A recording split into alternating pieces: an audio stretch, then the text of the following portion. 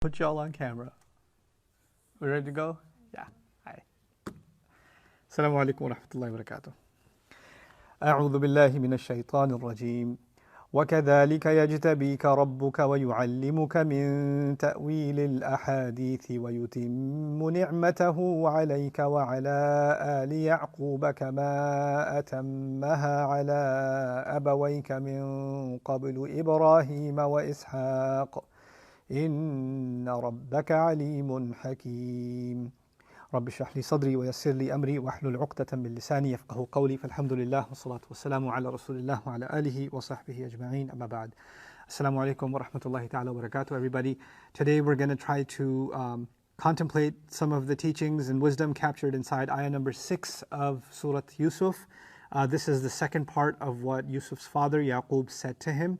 The first ayah where he talked to him and told him his reaction to the dream was in ayah number 5. I talked to you guys about that yesterday. And today we're going to take the second item that he said to him, which Allah separated in ayah number 6. And clearly you can see why, because it's almost a completely different subject matter. The first thing I'm going to do is translate this ayah phrase by phrase. So you have an idea of what's compiled in it. What are the comments that Yaqub made to Yusuf, what Jacob made to Joseph. And then we're going to try to deconstruct and understand some of the logic and wisdom behind each of those phrases and what that means for us. So let's get started. وَكَذَلِكَ يَجْتَبِيكَ رَبُّكَ. And that is how your master has selected you or has chosen you. وَيُعَلِّمُكَ مِنْ تَأْوِيلِ الْأَحَادِيثِ. And is teaching you and will continue to teach you from all kinds from interpretation and what lies behind all kinds of speech and events. وَيُتِمُّ نِعْمَتَهُ عَلَيْكَ. And He is going to be completing His favor on you.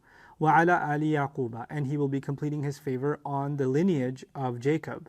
So Jacob is talking, Yaqub is talking, and he's saying Allah will be completing His favor on you and on the lineage of Yaqub. كَمَا أَتَمَّهَا عَلَى أَبَوَيْكَ. Just as He completed that favor, His favor, on both of your fathers, min qablu, from not so long ago, Ibrahim wa Ishaq, Abraham and Isaac, Ibrahim and Ishaq, which means he's referring to his great-grandfather Ibrahim, then his grandfather Ishaq, and then his own father is Yaqub. So father, grandfather, and great-grandfather all got mentioned. Okay, so Allah will complete His favor on you, meaning Yusuf, and on the family of Jacob, meaning himself, just as He did on both of your fathers, Ibrahim, great-grandfather, and Ishaq, your grandfather. Inna rabbaka alimun hakim. Certainly your master is knowledgeable, wise. So that's what he says. Clearly you can tell in this ayah there are two parts. One part, Allah is talking about the future of Yusuf. He has chosen you and will be teaching you, and He'll be completing His favor. This is not stuff that has happened yet. He's anticipating that this will happen, and that favor will actually continue not only to you, but to the family of Jacob. So we'll deconstruct all of that, but that's stuff to come, right? But then He switches over and starts talking about the past, and just as He completed this favor on your fathers, Ibrahim and Ishaq, now He's taking him to the past. So one part of this ayah is going into the future, and the other part of this ayah is going into the past, but all of it is about Allah's blessing, Allah's ni'mah, and Allah selecting, and Allah choosing, and Allah then on top of that, giving ni'mah, giving preference, giving comfort, giving relaxation, also giving His blessings. So these things are all very positive, which is a complete difference from the previous ayah. Don't tell this what you've seen, this dream of yours to your brothers. There's going to scheme against you. The devil is a real enemy. That's what we talked about yesterday, right? So it was so negative and warning, and then all of a sudden we're in this really positive, happy world where things are going to work out. You have a great future, just like you come from a great past. That's kind of like what's being said here. So the first thing to note is why this stark contrast, and why did He start with the negative and come into the positive? This is the first kind of observation. You would think for a child, first you want to give them consolation, or you want to give them, the positive, and then, sometimes you say to somebody, you want the good news or the bad news kind of thing, right? So he did the bad news first, didn't He? And then He said the good news. The good news is always easy to share with family. And the good news makes you optimistic and hopeful, and it makes you positive. Obviously, all of this is going to be positive reinforcement, as we will see. But before you become unrealistically positive, because the Islam doesn't teach us to be positive without an eye on reality. And once you have a good grasp of the reality on the ground, where your brothers are an immediate threat, And unfortunately, they've succumbed to the constant whisper of the devil. When you're saying things like that, that's a pretty dark reality. And if you only talk about a dark reality, you can become pessimistic and hopeless and only think about the negatives in your life, right? And even as a child, you might develop a kind of anxiety. What are my brothers going to do to me next? How is shaitan going to come at me next? There's going to be this negative kind of, shaitan's everywhere. He's going to get me somehow, outlook on the world. And it's not just about this child. We can develop that kind of a worldview. We can just look at the dark realities around us and the people that are giving us a difficult time in our families, sometimes close ones, outsiders, whoever, and we can just consume ourselves, our minds and our hearts with what they do and what they might do and how else the devil will come at us. Maybe it's people on the outside, maybe it's your own thoughts on the inside, and that can become an all-consuming thing. So on the one hand, if you only talk about the problem, then you become this paranoid, pessimistic, hopeless, constantly scared and anxious kind of person. On the other hand, if you only talk about or you start off talking only about the positives, then you become, so Allah will take care of it. Yeah, but your brothers, no, Allah will take care of it. It's okay, no problem. That's not realistic either. So what Quran teaches is this pragmatic, this practical optimism that is rooted in reality. First of all, you take precaution of what dangers lie in front of you.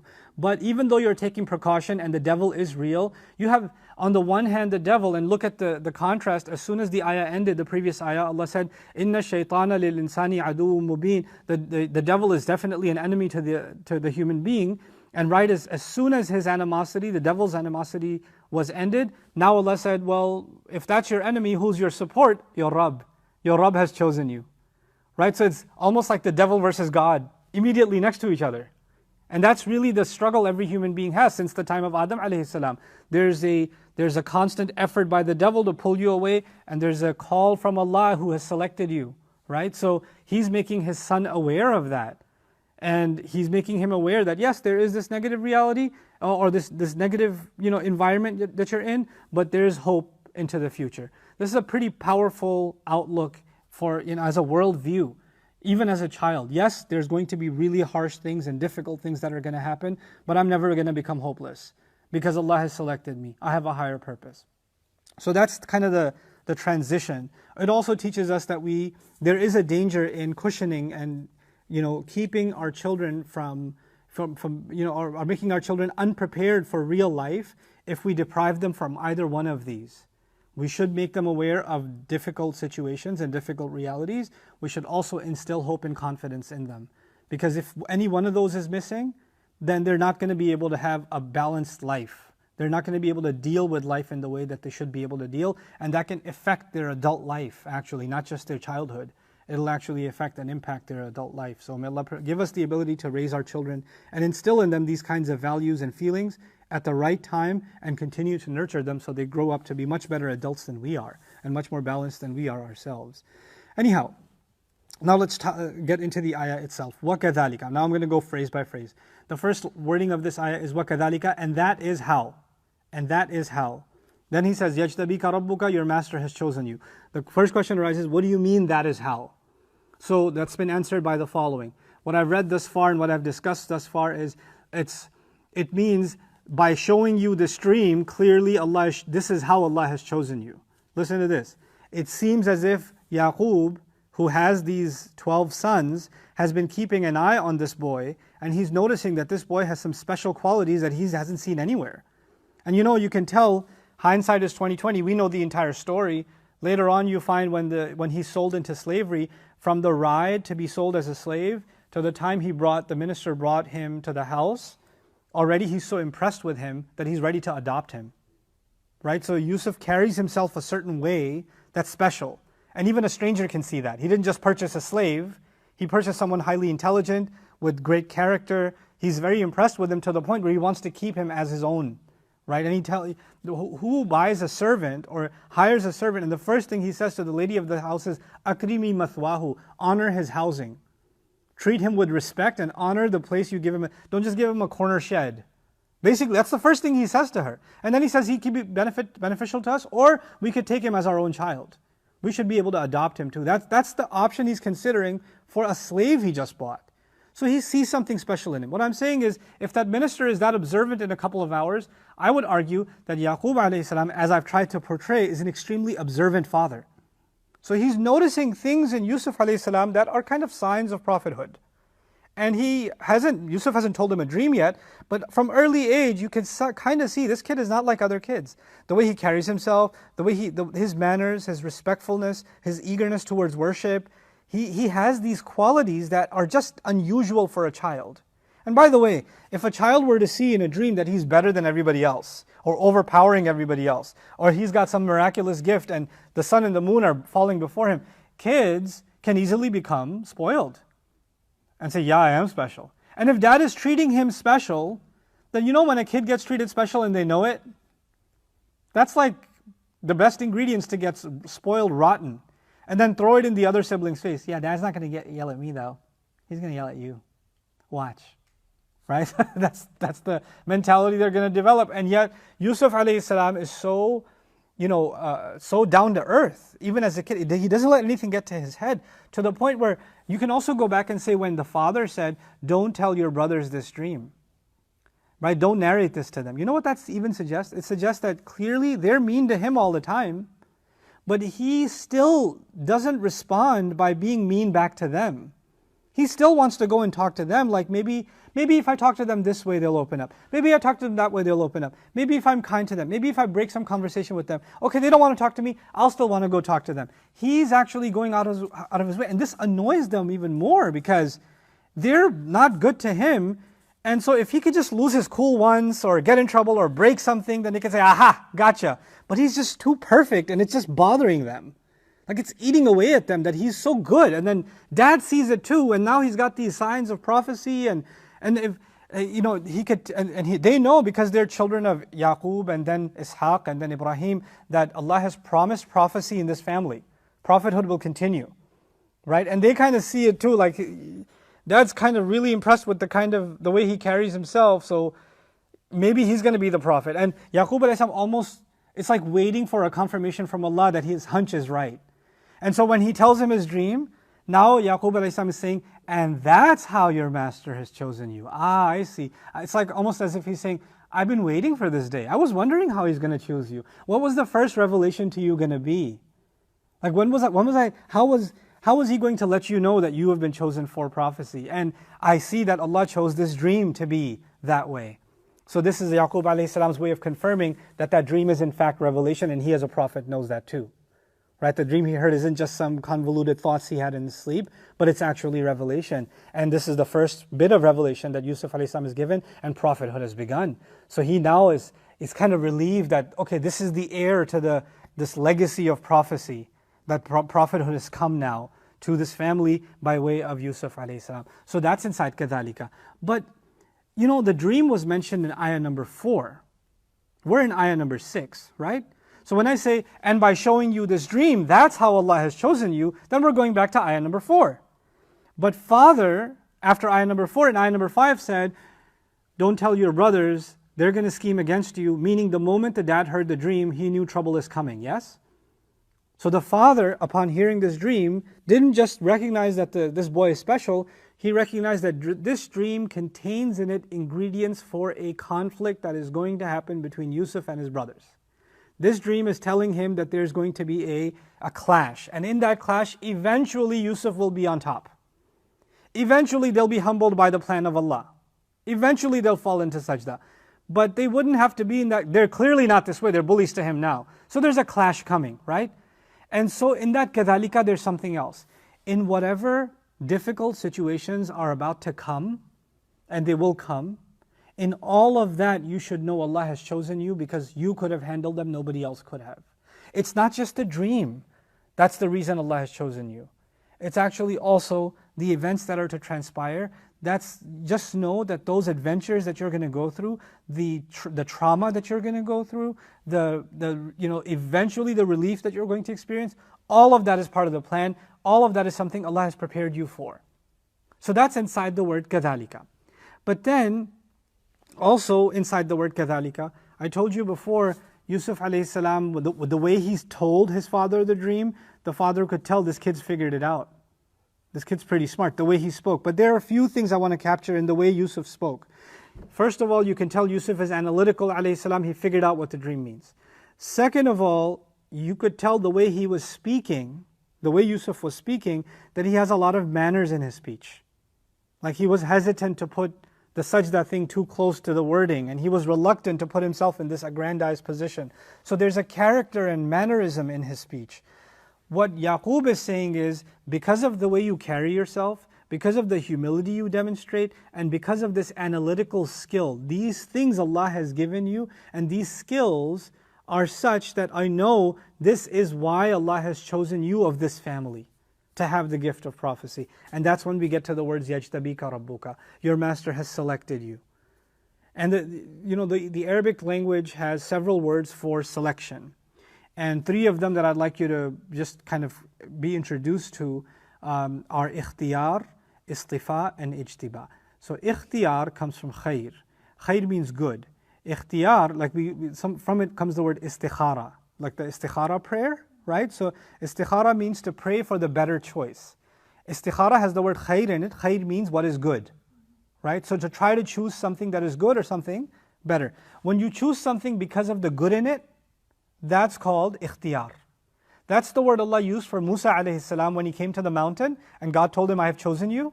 He said, Ana akhtartuka. I have made a choice of you because of the good I see in you. That's basically what he's telling him. Why? Because Musa alayhi salam carried the guilt of having killed somebody, right? So he feels like maybe he's not good enough for this. So Allah says, no, I see good in you. You don't have to see it in yourself, I see it in you. So he said, Ana akhtartuka. That's ikhtiyar. Another word is istifa. Istifa is two things, and I'll speak in kind of difficult English and then I'll simplify it. Ikhtiyar is the selector and the selected, right? So if I'm picking a shirt in the store, I'm the selector and the shirt is the selected. If I choose something because of how pure it is, then that's istifa. It also means it's purely my choice. Nobody can question where that choice came from because istifa comes from safwa, purity. In other words, when I make a choice, why'd you get the blue one? Why didn't you get the red one? Why? Well, I like the blue one. That's purely my discretion. I don't have to give you a logical explanation. I just have to say I like blue. That's all I have to say. That's called istifa. Allah uses that for when He chose which angels shall deliver revelation and which men should become messengers. Because nobody gets to say, why Muhammad? Why not some millionaire in Mecca? Why not one of the Israelites? You don't get to say that. Allahu yastafi min al-malaikati rusulan wa min al-nas. Allah is the one who selects. And He selects and He owes you no explanation because it's purely His choice. He doesn't owe you an explanation. He doesn't need your input. And there's nobody else influencing His decision. It's purely Him. That's why istifa. But this word for choosing, so the one was when you choose something because of the good in it. The other is when the choice is purely your own and you don't owe anybody an explanation. But here, He could have said, وَكَذَلِكَ يَصْطَفِيكَ رَبُّكَ. That would have meant, that's how Allah has chosen you for reasons only He knows. That's not what He said. He said, وَكَذَلِكَ يَجْتَبِيكَ رَبُّكَ. And yajtabika is the third word for choice. It comes from jabwa. Jabwa was used in ancient Arabic for people, in some kingdoms when they collect tax, like nowadays also we collect tax. Not everybody can pay tax. So you have to have a certain income level where you're qualified to pay tax. And you have that responsibility on you. It developed as a term for when you make a selection based on a purpose. Like some families are selected to pay taxes because for the purpose of tax selection because they can, right? So let me bring it closer to home. If you're drilling a hole in the wall and you need a screwdriver, depending on the kind of screw, you're going to pick a specific kind of screwdriver. The wrong kind won't do. A spoon won't do here, right? A napkin won't do here. You need a screwdriver. When you pick the right tool for the right job, that's called ijtiba because this tool will serve that purpose. So the point is, when a selection is made based on a purpose, I have a mission, I need someone for that mission. This is why ijtiba would be actually closer to hiring. When somebody hires somebody in a company, they interview different people, then they say, this person is the best fit for the job. So that's kind of an ijtiba. Okay, because they've been selected for a purpose. Now, that word, يَجْتَبِيكَ رَبُّكَ, suggests what? It suggests that Yaqub alayhi salam sees that you have demonstrated certain skills and you have demonstrated certain manners which Allah will use to put you in all kinds of situations, and that's why He selected you to be a prophet.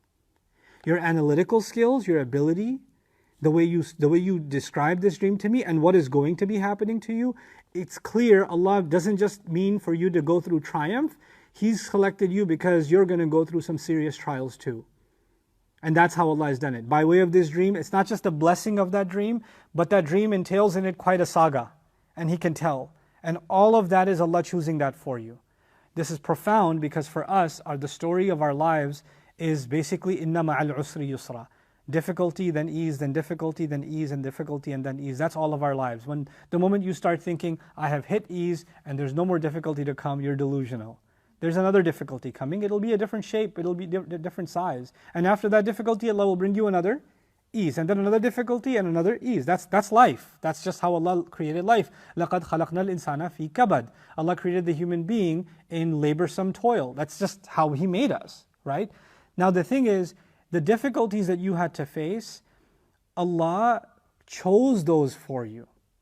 And He chose you for them. Listen to we hear the first part before. Yes, Allah chose my trials for me. Allah wrote the story of my life. But Allah chose me because I have certain qualities to go through those tests successfully. Like He picked me for this story. Anybody else could have had my life story, but He picked me for it. Because He knew I'm the right person for this adventure. You understand? That's what his father is telling Yusuf alayhi salam. Allah has chosen you, and when Allah especially selects a prophet for that purpose, Allah never selects someone like that without them having monumental challenges in front of them. You know, you don't get an important job without having a difficult mission. You know, the highest paying jobs have the most complicated tasks, right? If it's a simple task, anybody could do it. So you have to demonstrate a very high aptitude of some kind to qualify for a very high caliber job. The higher the job, the more you have to be qualified. When Allah is choosing you, then you've clearly demonstrated some very high caliber. And that's what He's capturing inside وَكَذَلِكَ يَجْتَبِيكَ. He's telling His son, you aren't just a kid. Don't just think you just saw a dream. This skill that you have or this talent that you have to be so analytical and thoughtful, it's not just some trivial thing. This is your master choosing you. Now that's amazing because usually when somebody has a talent nowadays, right? When kids have a talent, like this kid's good at baseball, or that kid is good at athletics, or this kid's good at robotics, or some other kid is good at programming, or some kid's good at art. We say, you're so good at it. Let me put you in a competition. Let me get you some prizes. And we want to hone their skill. And the more they're honing their skill, the more arrogant they're becoming. They're hanging medals on their wall, or awards or certificates, right? And then the parents are showcasing them. My kid won this or that or the other. And the more our children accomplish, the more we think of them as like feathers in our proverbial hat, like accomplishment for ourselves, right? Oh, my kid goes to this school and they're on this scholarship and they got this program and they won this championship. They're on the soccer team, they're on this team, they're on that team. This kind of an accomplishment thing for our children. But what does he do when he sees his child having a remarkable ability? He says, your master has selected you. When he calls him your master, what does that make you? Slave. In other words, you have profound talent, so profound that Allah has chosen you. He didn't just say Allah chose you, your master chose you. He chose you to be a really good slave. And slave, by definition, is the most humble label you can have. Isn't it? Subhanallah, a child is being told you've got remarkable talent, and because of it, you should be humble. Because there's someone over you that gave that to you. It's not yours. You're not special. He is. He made you special. He chose you for a special task. And that also means this ability I have doesn't make me special. What makes me special is I fulfill the purpose for which I was given this ability. The talent and the skill and the gift doesn't make me special. It's the fact that I'm going to put that gift to use for the service of my master. That's what makes me special. You get it? So you can have a gift, but a million people can have a gift. I can tell you a story for myself. Now, I won't put anybody down individually, but I can tell you something I learned being an employer. I've been an employee and I've been an employer. And when I've been an employer, I've met some very talented people, extremely talented. Some of these young men and women that when I hired them as teachers, I said, man, they are way better teachers than I will ever be. I won't even come close. They're rock stars. They're unbelievable.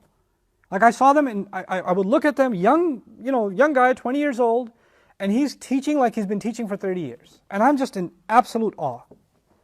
Like, this is incredible. Allah has given this young man a gift. But can't show up on time, can't respond to emails, can't grade students' exams properly, can't take care of any responsibilities, can't say, when he says yes, doesn't mean yes. When he says inshallah, means most likely not. Can't show up to any meetings. no punctuality, no discipline, no professionalism, no keeping up with the word. No, no, no, no, no, no, no, no, no. But talent? Unbelievable. Unbelievable talent. What am I going to do with that talent if you can't put it to work?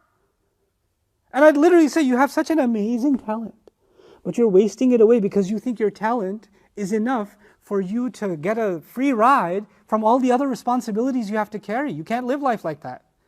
You can't survive like that. You know, this is what happens, unfortunately, to people that when they have a talent and they're put on a pedestal because they think their talent is enough for them to be appreciated constantly, so they don't have to carry other burdens and they don't have to carry a character with them, right? And that's because they start thinking, I am so special, I can get away with anything, and I can be a brat. And that's why you find in modern culture, let's leave Islam for a second, when young kids become celebrity musicians, actors, you see how horribly rotten and spoiled they are? Like what terrible examples of actual human beings they become? Because they've been put on this pedestal with no ounce of humility coming from anywhere. Like there's no access to this creature called humility. That if that was a bacteria, it's been pulled out of their system. But what is this father doing when he sees this remarkable talent of Prophet? And by the way, I mean, you hardly get a higher position than being the minister of Egypt, in charge of feeding the entire nation. That's a pretty high position. And يَجْتَبِيكَ رَبُّكَ, your master has selected you. It's amazing that on the one hand you've been validated, and on the other hand you've also been humbled. But the most beautiful part of this is the father didn't humble him. He's telling him the one to humble you will be who? Your Rabb. Because for some people they say, I have to humble my children by putting them down, like you're acting in the place of the Rabb. You cannot humble anyone. If they don't recognize that their Rabb is the one humbling them, you have failed, because a time will come when they say, I don't need to be humble to you, you're old, you're retired, you have arthritis, you can't beat me with that belt anymore. You can't yell at me anymore. You live off of my paycheck. They'll talk back to you. That day can come. But the amazing thing here is Yaqub alayhi salam is giving him a life lesson whether Yaqub is around or not.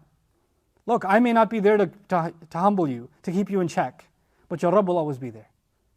وَكَذَلِكَ يَجْتَبِيكَ رَبُّكَ. What a profound teaching. And you have to understand, Yusuf alayhi salam's story is so important for parents, because here's a child who is going to be in a non-Muslim environment with no parental supervision for most of his youth. No, for all of his youth, sorry. No parental supervision.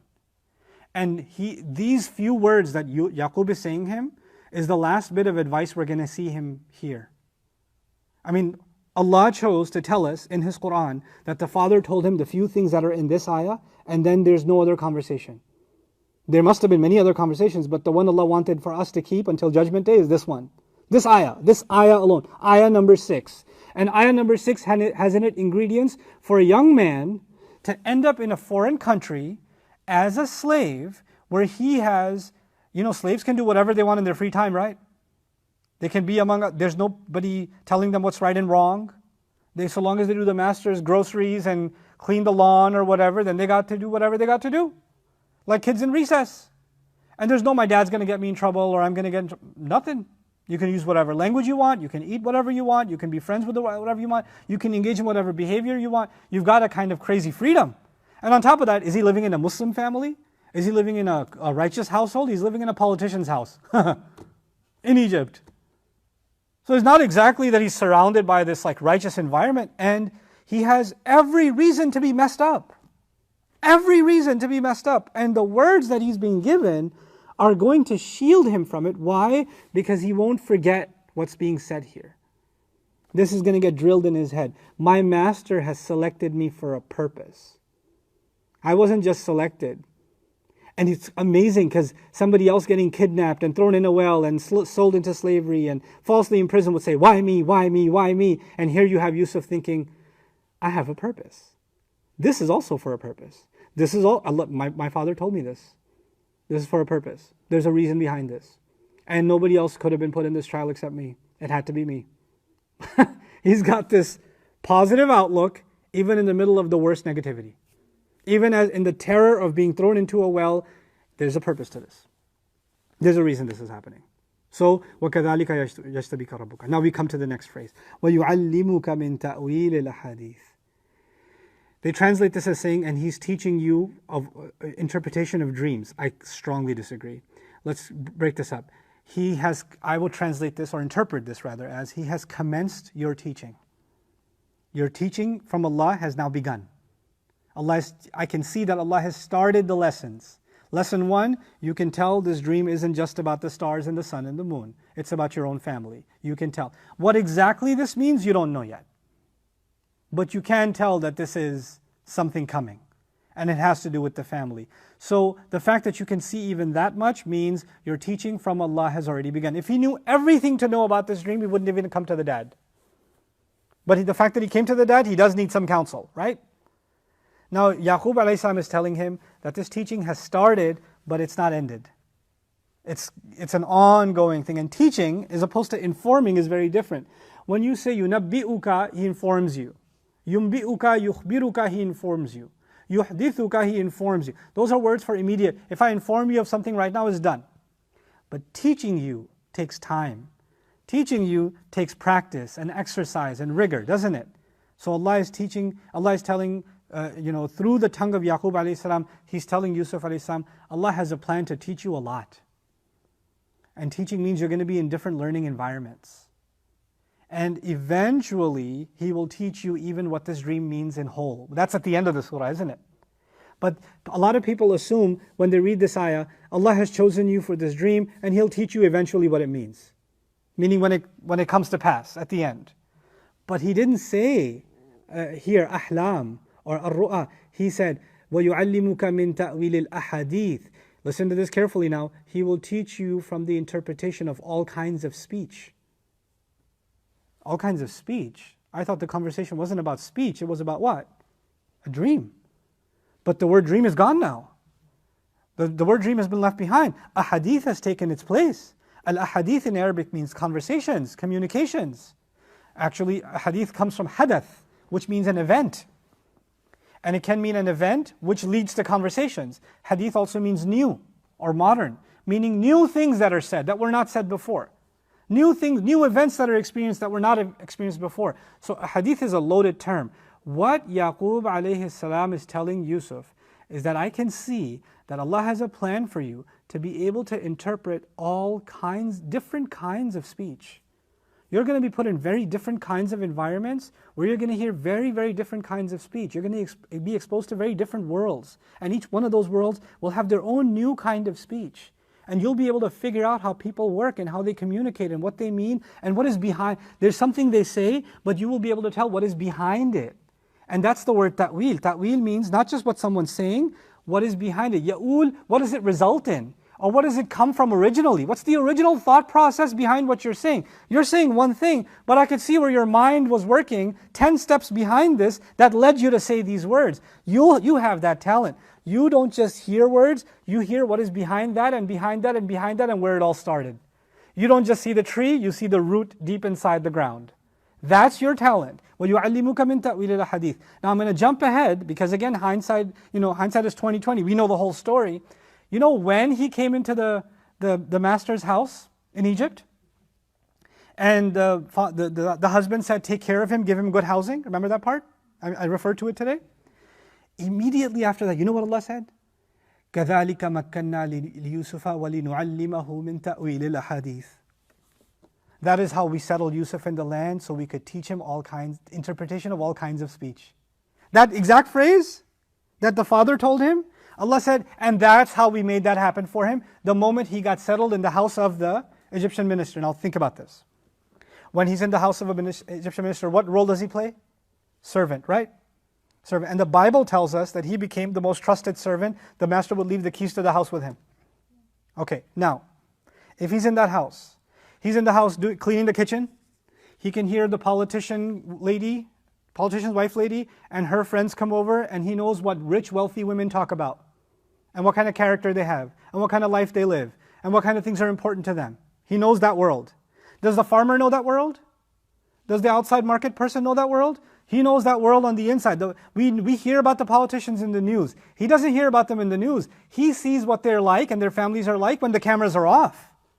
He doesn't know the press conference. He knows what's happening behind the press conference. And then when he hears the press conference, oh, this is what they're saying, but this is what's behind it. And when his politician master comes home and he brings some of his friends from his party, or they talk about the king, or they talk about this, or they talk about the police, or they talk about whatever, he's mopping the floor, hearing all those conversations, isn't he?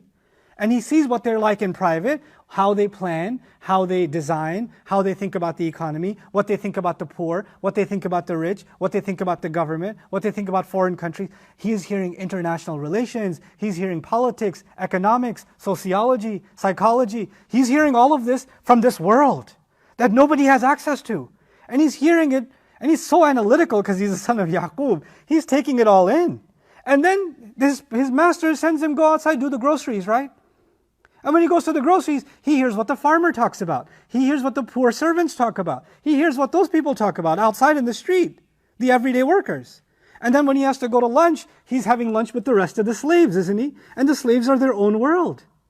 And they talk their own certain way. And eventually he's going to get thrown in jail. And criminals are their own world. They have their own reality. They see life very differently than a politician does, than what a farmer does, than a laborer does, than the servants. My God, one man having access, inside access, to all of these worlds, and how different people talk, and how they communicate, and what emotions and thought processes and life experiences are behind them.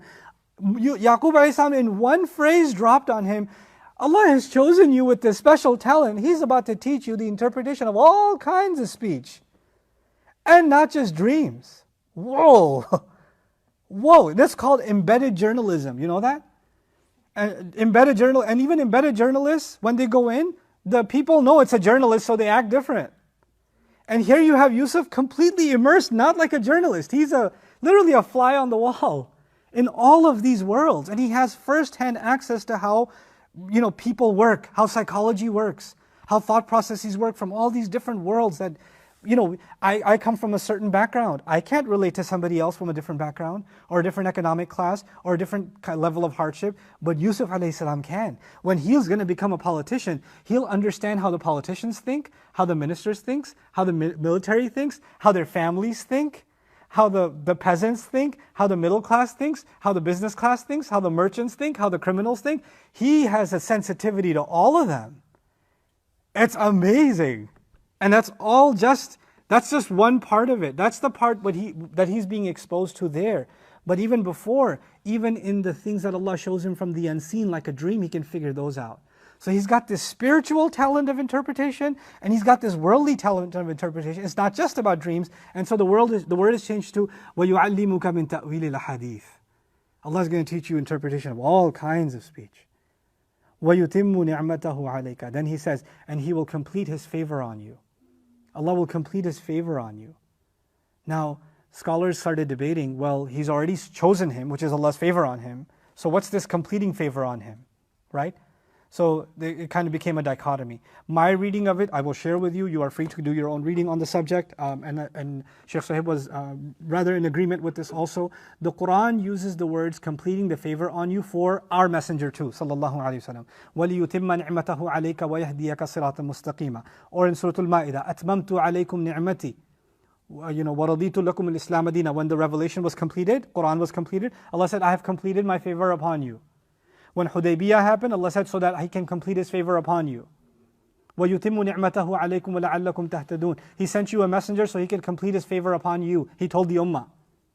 What does that mean? That means that this is a little bit of a loaded concept, so I need you to refresh your brains so you really understand what I'm getting at here. When Allah talks about favor or blessings, there are two kinds. So think of them as two cups, okay? Two kinds of blessings. One kind of blessing is the spiritual blessing of your faith. Yes? You can have a good situation or a bad situation, you still have the blessing of your faith. That's one.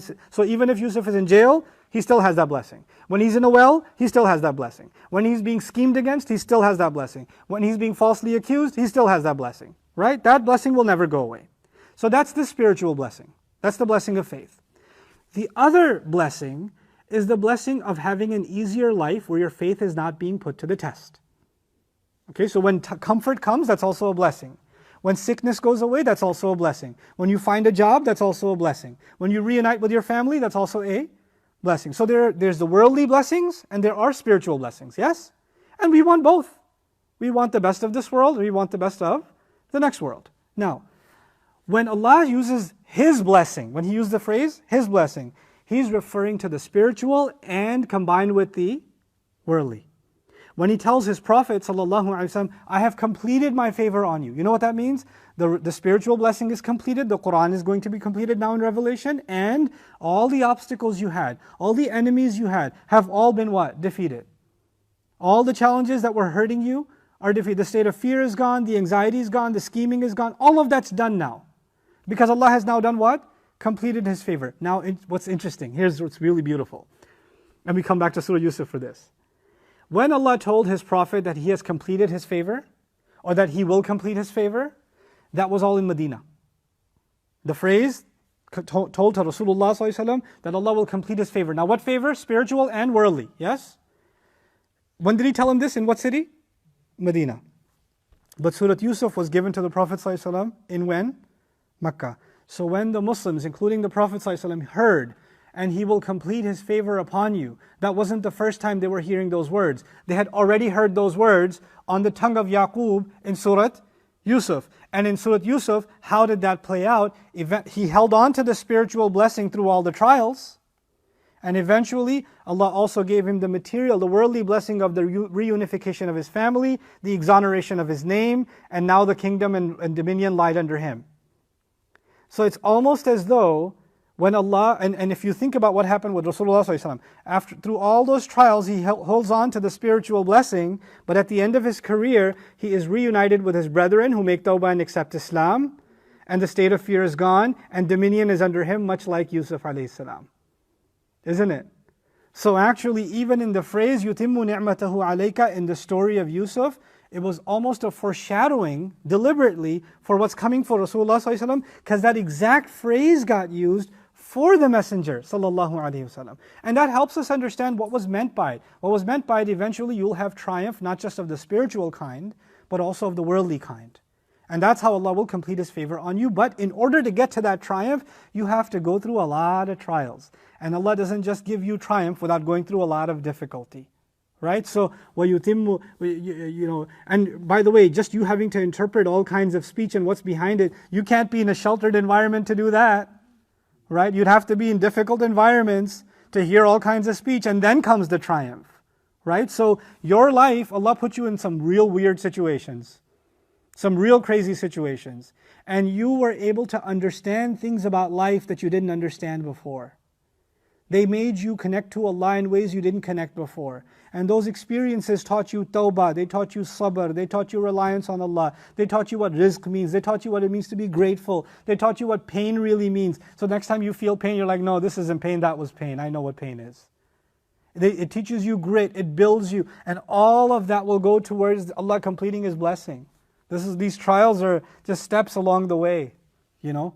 It's kind of like when, there's this place in Malaysia, 7 falls in this island in Langkawi. At the top, they've got this gorgeous waterfall, right? But it's I think it's like a 4-mile steps.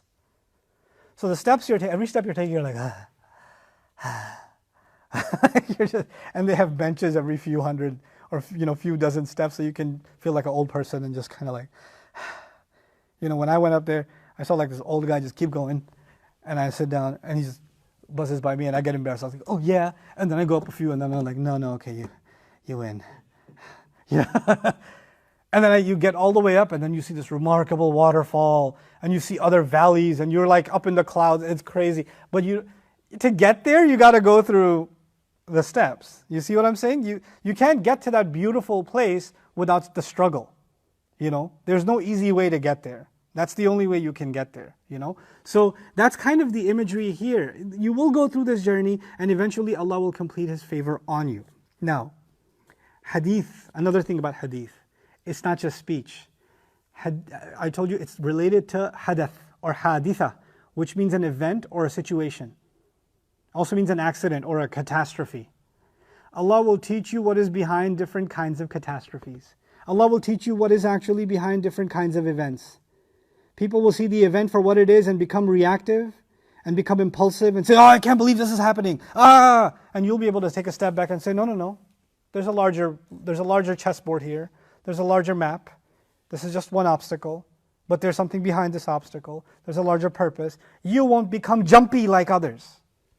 You won't be like that. You'll chill and you'll be able to calmly, coolly, engage in a situation and be able to deal with it without becoming impulsive and jittery, and nervous. Because when people face a new situation, they get rattled. You're not going to be like that because you'll know what's behind it.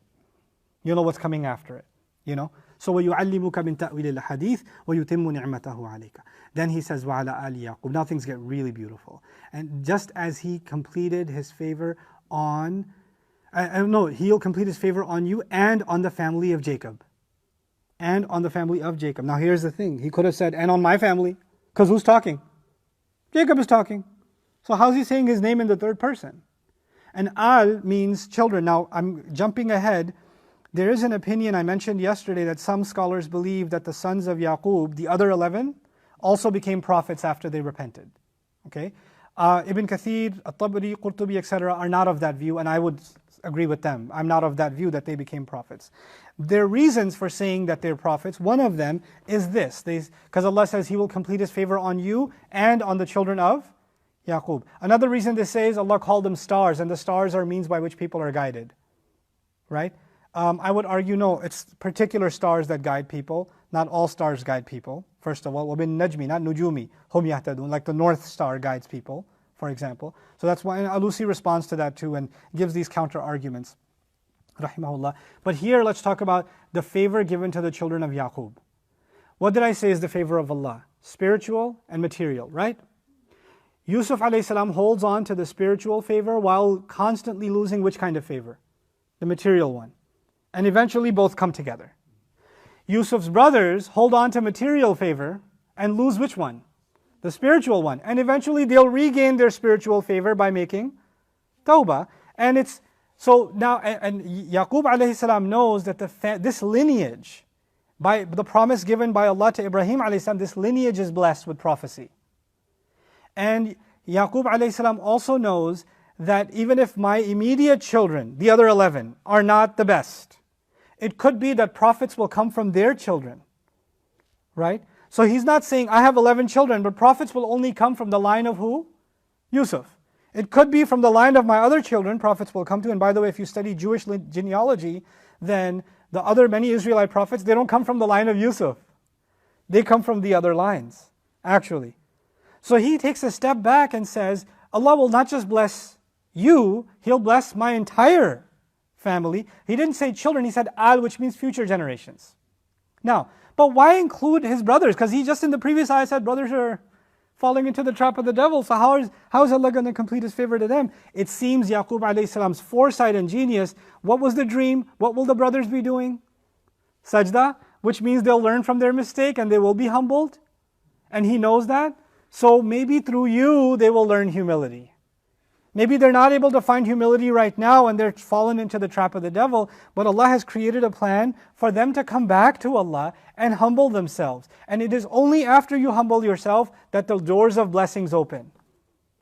So Allah will complete, the way He completed His favor on you is by messengership, by prophethood, and He will complete His favor on them because they're making tawbah. And by the way, this is also substantiated in the Quran. Allah didn't just tell the Prophet ﷺ, He will complete His favor upon you. He told the Ummah, وَيُتِمُّ نِعْمَتَهُ عَلَيْكُمْ وَلَعَلَّكُمْ تَهْتَدُونَ. And He will, so that He completes His favor upon all of you. So just saying the completing of the favor on the family of Yaqub doesn't make them prophets. Just like Allah telling us, He will complete His favor on all of you, doesn't make us what? Prophets. But in the case of Yaqub and Yusuf is very specific. Because He's teaching you the interpretation of speech. He's teaching you, He's selected you especially. He didn't say that about His brothers. So everything is Yusuf specific until when this favor is given, it seems because they will be making sajda and I will be there. So my entire family is going to get blessed. And this is how Allah plans to continue and give us both those blessings, worldly and spiritual. And guess what happens? They make tawbah. They settle into Egypt. Now they have a good economic life.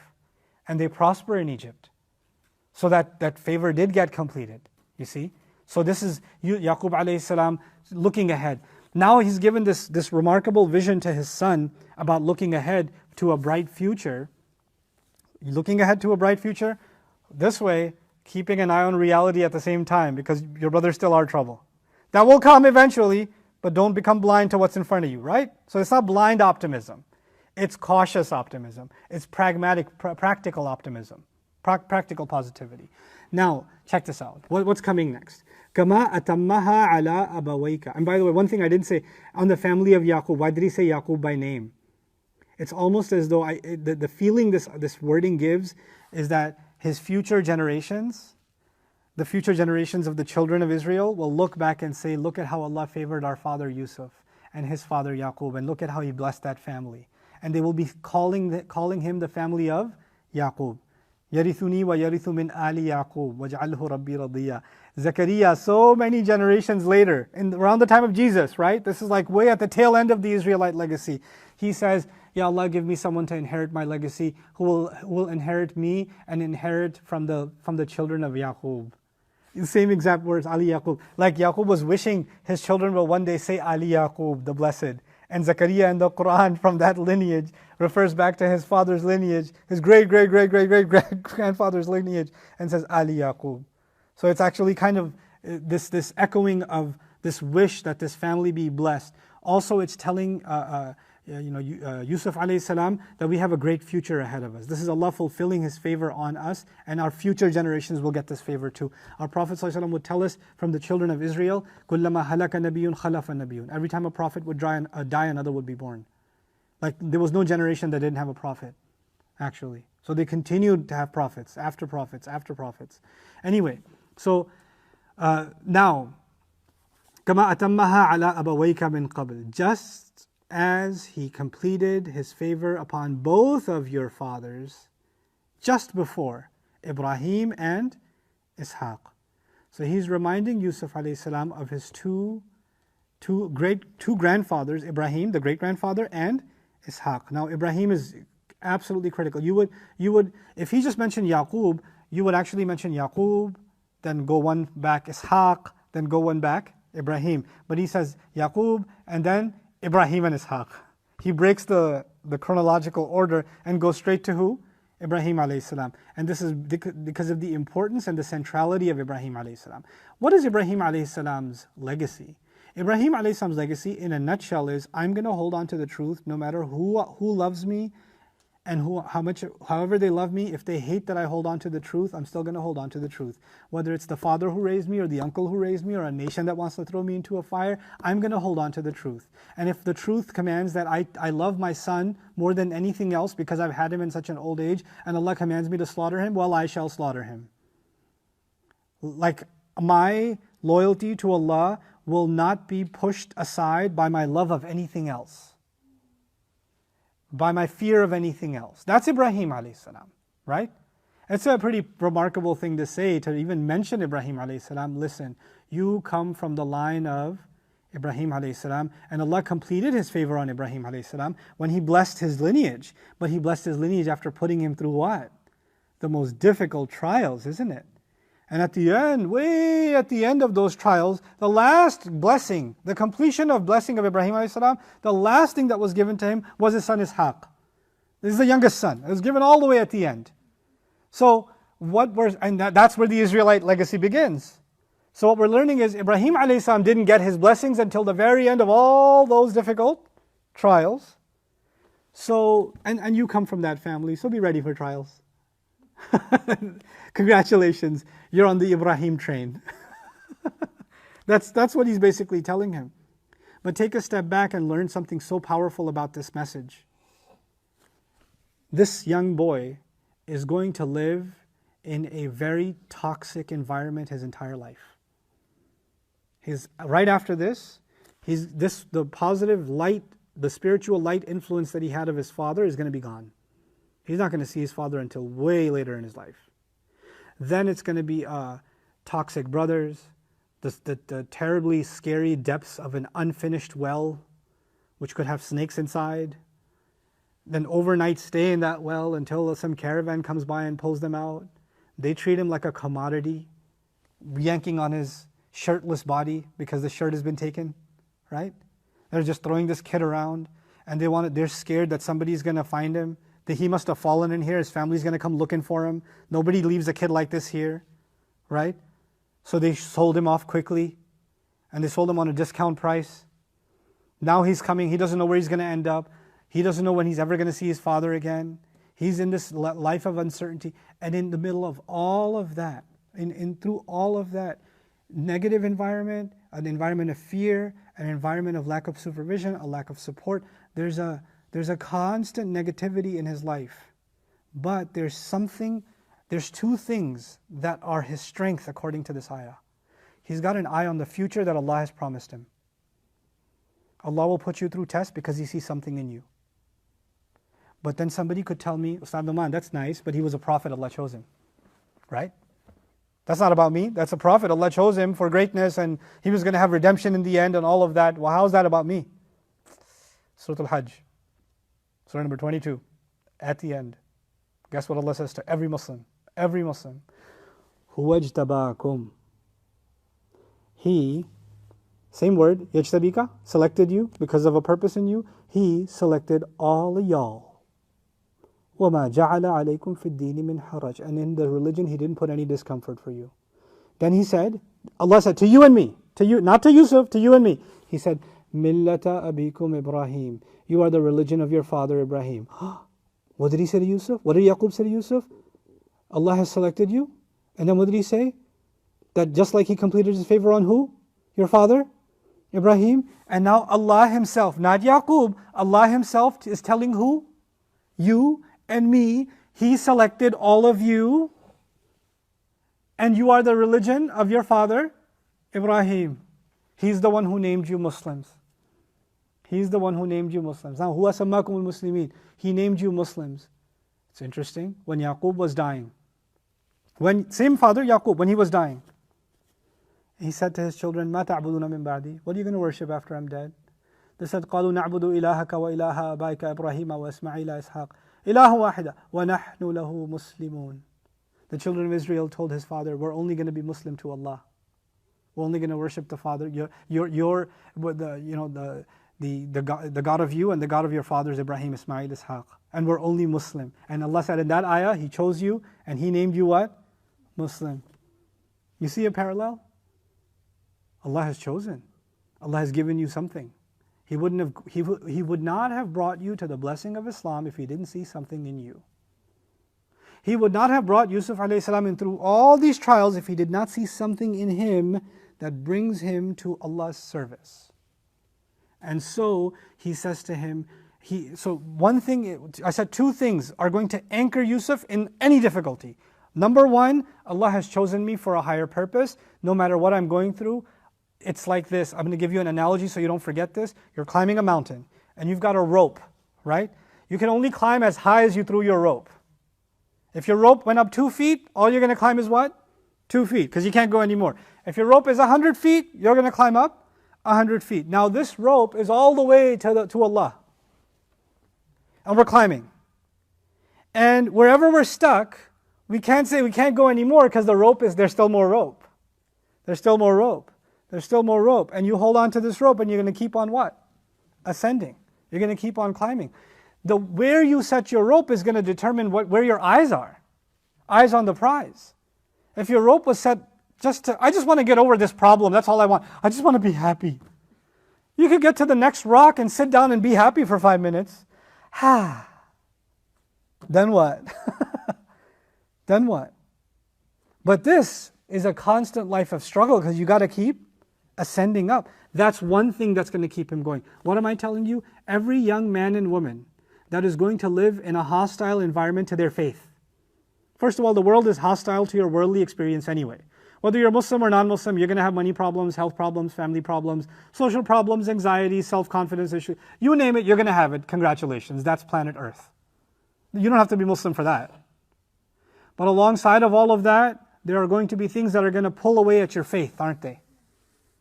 But if you have a vision that Allah has chosen you, and despite all of your weaknesses and all of your shortcomings and all the things people tell you you're not good at, there's something in you that is so good that Allah decided to give you La ilaha illallah. Because that's not a cheap gift to give somebody.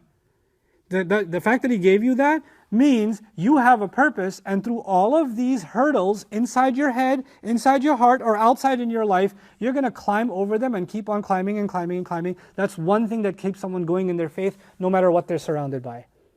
No matter what they're surrounded. And I've experienced some of this.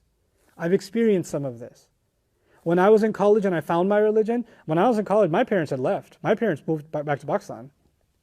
I was living on my own. I could do whatever I want with my time. Whatever I want. In New York City, you can do whatever you want. But thank Allah, I found Islam. And the first thing I found in Islam was purpose. So if I had a weekend, it was going to study Arabic. I was going to go study Quran. Or maybe basketball. But other than that, nothing. Just put yourself to... Because the moment I don't have a purpose, shaitan's waiting for you to take a chill and let go of this rope a little bit, because he's got plenty of places for you to fall. You understand? He loves it when you let go a little bit, because when you're climbing a rope and you loosen your grip, what happens? And He loves that slide. And the moment He loves that slide, He doesn't want you looking up. He actually wants you looking down. Ooh, look at that. Look at that in the world. Look at this in the world. Look at that. Look at this. Look at this. And you keep sliding down. When you look up, you're walking away from things in this world. You're struggling away from that. Even though gravity will never stop pulling, is it? And the devil will keep going. You're getting tired. Relax. Just take a break. Slide. That's his job. That's what he's there to do. So here what I'm trying to tell you is one thing, eye on the future. Eye on purpose. But what's the second thing? This hit me. It didn't hit me with Yusuf alayhi salam first. It hit me because I'm from Pakistani origin first. I'll tell you that. And then I'll show you why it hit me with Ibrahim alayhi salam later. I didn't have the Quranic view first. I had an ethnic view first. So what happened one time was, India and Pakistan separated, 1947. Whatever you understand of that history, if you're watching and you're Indian, Assalamu alaikum wa rahmatullah, we're Muslim before we're anything else. But you know what? The slogan was that this country is going to be formed based on, we're going to establish La ilaha illallah in Pakistan. Pakistan ka matlab kya la ilaha illallah. Muslims were praying throughout the night, Ya Allah, give us a land where we can worship only you, where we can live by your laws. That was the struggle for the Muslims, to have a country of their own so they can live under Islam. And they were afraid of as the British colonizers were leaving, they were afraid of the tyrannical Hindu threat of genocide, and we're going to get massacred and all of this kind of stuff, right? So people were making tahajjud and qiyamul layl, and they were dying and crying all night for the safety of their future generations, begging Allah, Ya Allah, if you don't give us this free land, who's going to worship you? Our children are not going to be able to say La ilaha illallah. They will be turned into different religions. Well, we're going to forget about your teachings, etc. These were the things people were begging and screaming about in the 30s and the 40s before Pakistan became formed, yeah? Fast forward. Pakistan and India share a border, right? And on the other side of the border, there are Muslims too, but there are Sikhs and Hindus and people of other religions. And just across the border, there's a wedding happening in some Hindu family, right? There's a wedding happening, and they've got a party. And there's a Sikh family, and they have a wedding happening. And on this side of the border, in a Pakistani Muslim family, there's a wedding happening of a Muslim family. But if you saw video footage today of the celebration of the Muslim family having their wedding party, and what they're doing to celebrate the wedding, and then you switched over to the Hindu family, and you saw footage on Instagram or on Snapchat of the wedding party that's being held by the Hindu family or the Sikh family. And what's going on? I don't have to describe to you what's going on, y'all. You know. You tell me if you can tell the difference. And then you tell me these people that are acting the way they are, their father's father was on the other side of that border begging Allah, my children will say La ilaha illallah one day, we don't want to be like them. Yes or no? Yes or no? They were dying for you to be able to say La ilaha illallah, isn't it? Doesn't it put you to shame to think that just 2 generations ago, 3 generations ago, people were in tears before their Rabb so you could pray. You could have the freedom to pray and not worry that somebody will come with a machete behind your head. So you can just pray. And now you go to this country and you walk into a masjid after the adhan. And what do you find? And who does that put? You know what? When I heard that the first time, Dr. Asar Ahmed used to say things like this. When I heard that the first time, I got this sense of I belong to a heritage. I belong to people that prayed that I would be Muslim, that I would hold on to this identity. They gave their lives for it. They bled for it. They got burned alive for it. And I'm just going to think that prayer is a burden? Or like if it wasn't even my sense of loyalty. When you look ahead, you're looking at Allah. He's the one who's chosen you. When you're looking back, when you're looking down, you're not looking at the world. You're looking at the past and the people behind you whose sacrifices brought you here. And you should be ashamed that you're not, or I should be ashamed. Forget you. You don't have to be ashamed. I'll be ashamed. I have to be ashamed that I'm spitting at their legacy. That I don't care that they went through that, so one day I could be a person of La ilaha illallah. But this is from an ethnic point of view. Then I became a student of the Quran. And when I studied the Quran, my blood ethnicity is less important. And my spiritual ethnicity is my father is Ibrahim. My father, Allah calls him my father. The religion of your father, Ibrahim. And Ibrahim alayhi salam, his legacy gives me an identity.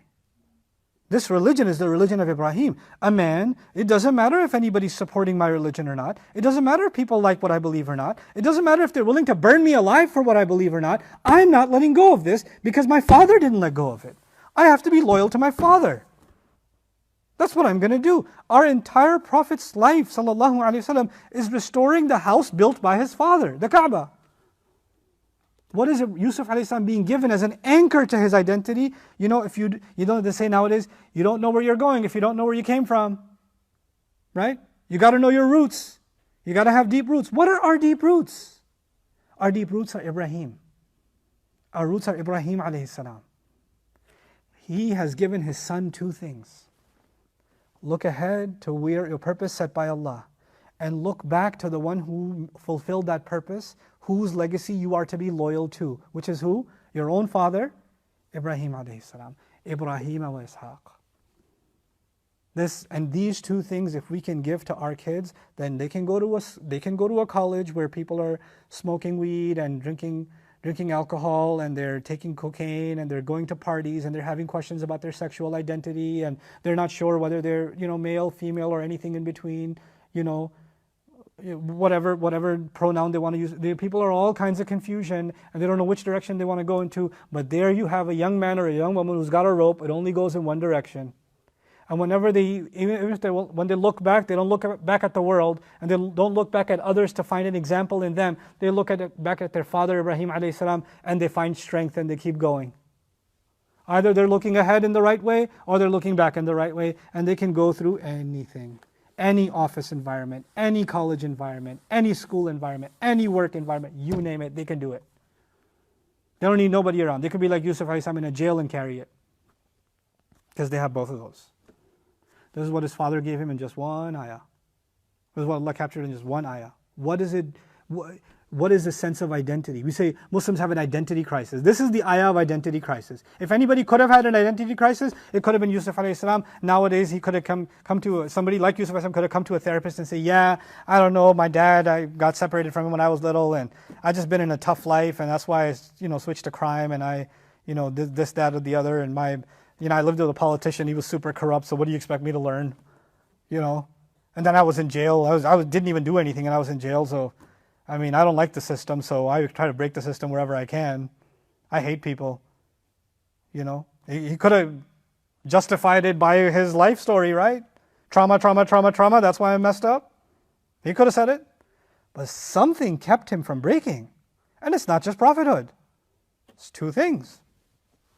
What I'm describing here. What this ayah is describing here. And at the end of it all, as remarkable as your past is, and as remarkable as your future is, what does the ayah end with? Inna rabbaka alimun hakim. And no matter how much you know, that you have talent, that you can figure things out, and no matter how much wisdom you will acquire from interpreting all that speech, remember one thing, son. It is no doubt your master that knows everything, that has all the wisdom. Whatever knowledge you get, whatever wisdom you get, is only drops that your master is dropping on you. Can you imagine the irony if you cooked a plate of food for your child and you put the food in front of them and they say, wow, I can't believe this is delicious. I'm so proud of myself for making it. And you'd be like, I just put that food on your plate. What do you mean you made it? You would think that's ridiculous, right? But human beings, when they acquire knowledge, When they acquire wisdom, when they acquire accomplishments, immediately what do they start doing? Man, I'm really smart. I figured out a lot. Like I know a lot, like even Arabic and stuff. Really, you know Arabic. You figured out a lot. Inna rabbaka alimun hakim. The smartest of people, the wisest of people, prophets are being told, knowledge and wisdom are the property of who? Your Rabb. You're just a slave. And a slave will be given whatever drops the master gives. Thus the ayah began with humility, and the ayah ends also with humility to your Rabb. He's the one who chose you, He's the one who has knowledge and wisdom. And whatever you've been given has been given to you by your Rabb, you remain a slave. And no matter what a great future you have, you will remain humble to your Rabb. And whatever great past you come from will make you proud. I'm from the family of Ibrahim. No, you'll still be a servant to your Rabb, Alimun Hakim. Beginning and ending is humility. And in between is the future and the past. What an incredible ayah. What an incredible ayah. And this ayah shapes basically the entire narrative of the life of Yusuf alayhi salam.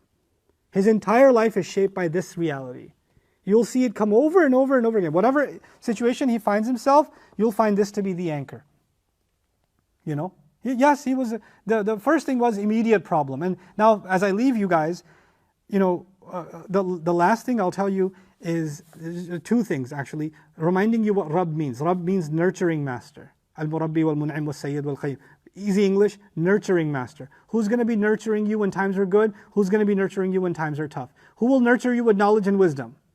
Who will nurture you with the right course of action? Who will nurture you with the strength to stay away from the wrong? That's going to be your master. Your parents can only nurture you so much. Your father can only protect you so much. Your environment can only protect you so much. At the end of the day, it's just going to be you and your Rabb. That's it. You will come to times in your life where there's going to be nobody that can save you. Only your Rabb can save you.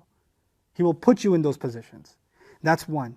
The second, and the final thing I want to share with you is the timeline. Look at there are only 3 states of time: present, or past, present, and future, right? But look at this. Don't tell your dream to your brothers. Present situation. Allah has a great future for you. Future. Just like He has completed His favor on your fathers. Past. So He dealt with the present, He gave him a vision of the future, and He anchored him into the past. All 3 states of time in His advice. SubhanAllah. And just 2 ayat.